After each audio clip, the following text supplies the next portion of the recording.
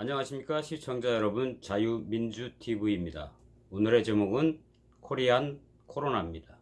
문재인 대통령이 28일 우한 코로나 사태와 관련해서 지금이라도 중국인 입국을 금지해야 한다는 황교안 대표의 주장에 다음과 같이 대답했습니다.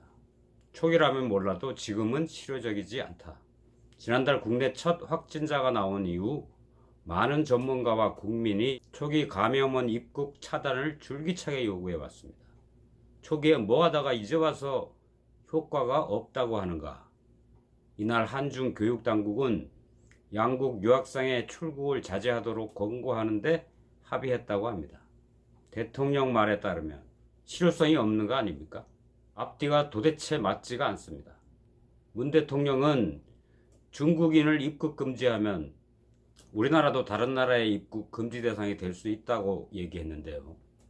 이미 중국을 포함한 60여 국이 우리 대한민국의 입국을 제한하고 있는데 이제 와서 무슨 엉뚱한 소리를 하고 있는 것입니까? 하루 전에 청와대는 중국에서 오는 입국자 제한을 하지 않는 이유로 이렇게 얘기했습니다. 한국에 오는 중국인보다 중국으로 가는 우리 국민 숫자가 2배가 더 많은 상황이다. 그런데 알고 보니까 2배 많은 건 중국으로 돌아가는 중국인 숫자였습니다. 중국 감염원 차단 포기라는 결정을 한 이상 청와대가 이런 기본 숫자조차 제대로 모르고 있는 것입니다. 처음부터 시진핑 방한이 목적이었던 이런 사람들이 이유를 급하게 둘러대다 보니까 이런 실수가 나오고 있는 것이라고 밖에 볼 수 없습니다. 지금 우리 국민은 전 세계 온 나라에서 지금 갖은 수모를 겪고 있습니다. 중국에서 겪는 수모만 잠깐 살펴보더라도 난징에서 우리나라 국민 30명이 아파트까지 갔지만 그 아파트 주민위원회가 정문을 막아서 인근 호텔로 쫓겨갔습니다.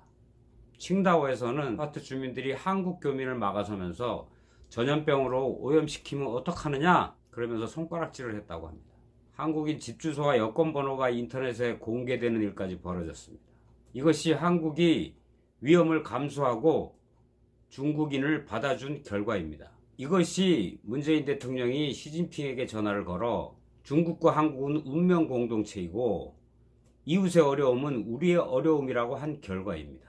중국 공산당원 감염병 전문가는 이렇게 얘기했습니다. 코로나가 중국에서 먼저 출현했지만 꼭 중국에서 발원했다고 볼 수는 없다.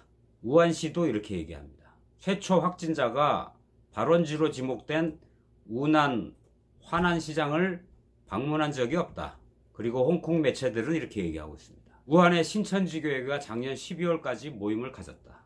중국 공산당이 코로나 발병 책임을 한국으로 돌리려는 의도가 다분히 엿보이는 것입니다.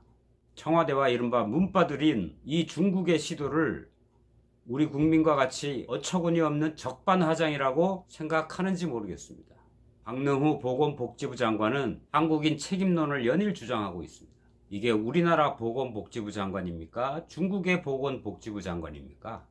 여기서 정말 조금 더 나간다고 보면 우한 코로나를 코리아 코로나로 둔갑시키는 중국 주장, 그리고 그 중국 주장에 동조하는 세력들이 빠르게 등장할지도 모르겠습니다. 중국은 14억 인구가 밀집한 데다 농촌이 아직 위생 상태가 엄청 열악하지요. 전염병이 발원하고 창궐할 구조입니다. 1910년도에는 폐페스트가 발생했고 1968년에는 홍콩 독감이 유행을 했으며 2003년에는 사스, 2010년도에는 조류 인플루엔자, 이러한 여러가지 종류의 전염병들이 중국에서 시작된 것은 결코 우연이 아닙니다. 우한 코로나가 잡히더라도 또 다른 중국발 전염병이 얼마 안 있어서 확산될 수 있는 가능성은 엄청나게 많이 있습니다. 그때도 문 대통령은 중국의 문을 열어놓겠다 이렇게 국민한테 선언할 수 있는지 한번 우리 국민들이 지켜봐야 될 것입니다.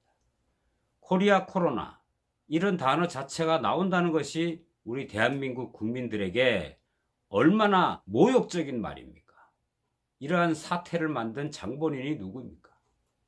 이 좌파 586 김일성 주체 사상을 신봉하는 운동권 세력들이 청와대 안에 포진해 있고 집권 여당의 국회의원 123명의 절반 이상을 차지하고 있는 이런 아마추어, 무능, 무식, 그리고 국민들의 안전을 먼저 생각하지 않고 어떻게 하면 친중, 친북을 먼저 생각할까? 이런 사람들 때문입니다.